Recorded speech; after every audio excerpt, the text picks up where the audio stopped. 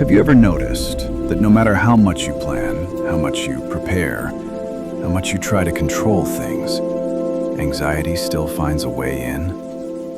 You lie awake at 2 a.m. replaying a conversation from 3 days ago. You worry about things that haven't happened yet. You stress about things that probably never will.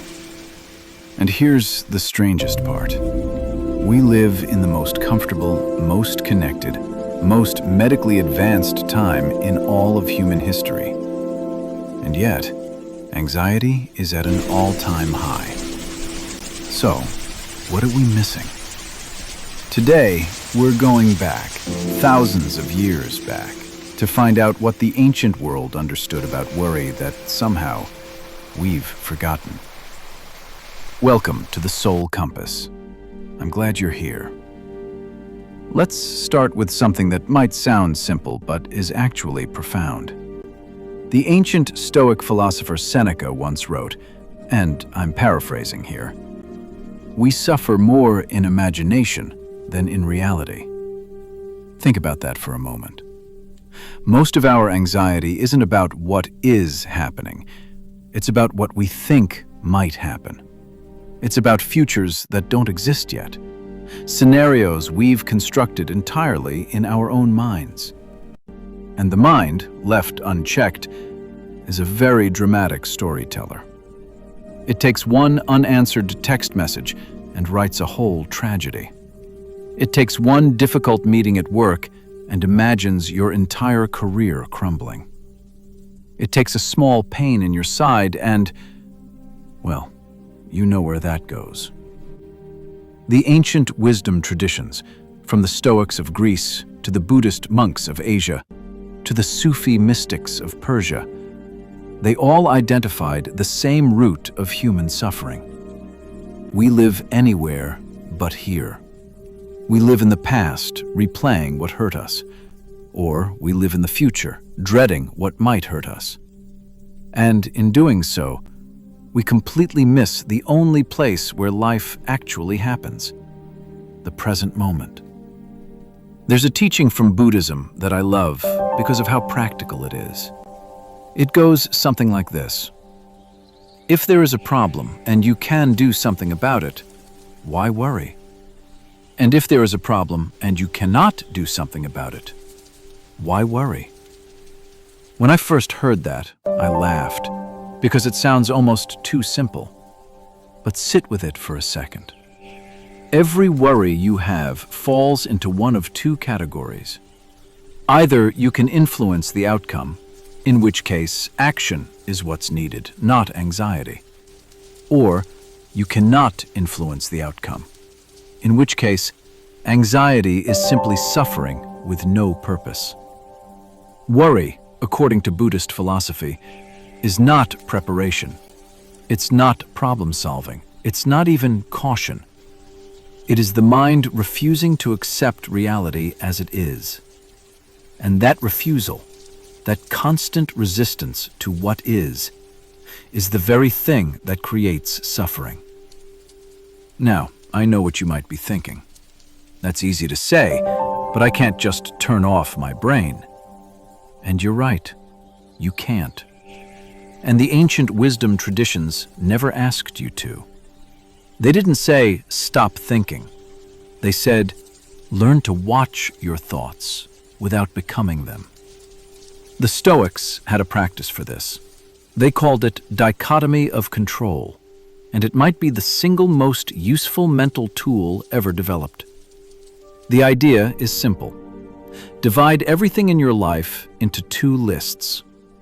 List 1, things within your control. Your choices, your attitude, your effort, your response to what happens to you. List 2, things outside your control.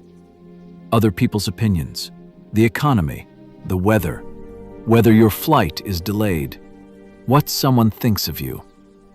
The Stoics said, pour all your energy into list 1 and practice radical acceptance of list 2. Marcus Aurelius, who was literally one of the most powerful men in the world as Roman emperor, wrote in his private journal, You have power over your mind, not outside events. Realize this, and you will find strength. This is a man who dealt with plagues, wars, betrayal, and loss, and he kept coming back to this one truth. The source of your peace is never outside you. It was never in the promotion, the relationship, the approval, or the perfect circumstances. It's always been in how you relate to what's in front of you. So, let's make this real, because wisdom that stays theoretical isn't really wisdom. It's just interesting. Here is a simple practice, inspired by both Stoic and Buddhist traditions, that you can use the next time anxiety creeps in. Step 1. Name it. Say out loud or in your head, "This is anxiety. This is a thought. This is not reality." Just naming what you feel creates a tiny bit of distance between you and the emotion. You're not your anxiety. You're the one noticing it. Step 2. Ask the Stoic question. Is this within my control or outside my control? Be brutally honest. If it's outside your control, breathe and practice releasing it. If it is within your control, what's one small action you can take right now? Step 3. Return to now. Feel your feet on the floor. Take 3 slow breaths. Notice 5 things you can see around you. This isn't just a feel-good trick. It's neurologically grounding yourself in the present, which is the only place anxiety cannot fully live. The ancient teachers didn't have neuroscience, but they had thousands of years of observing the human mind, and they all arrived at the same conclusion. The present moment is your home, and anxiety is what happens when you leave it. Here's what I want you to take away from today. Anxiety isn't a sign that something is wrong with you. It's a sign that your mind is doing what minds do, trying to protect you by anticipating danger. But the ancient world knew something we sometimes forget. The mind is a tool, and like any tool, it needs to be guided by something deeper. Whether you call that wisdom, presence, consciousness, or the soul, every great tradition points to it. And the more you return to that place, through practice, through awareness, through these small daily rituals, the quieter the noise becomes. You don't have to conquer anxiety. You just have to stop letting it drive. If this resonated with you, share it with someone who might need it. And if you want to keep exploring these ancient ideas together, subscribe, and I'll see you on the next one.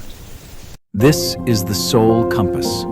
Stay grounded, stay curious, and remember, the wisdom you're looking for has always been closer than you think. Thank you for watching. Please subscribe to our channel for more Wisdom Table Talk.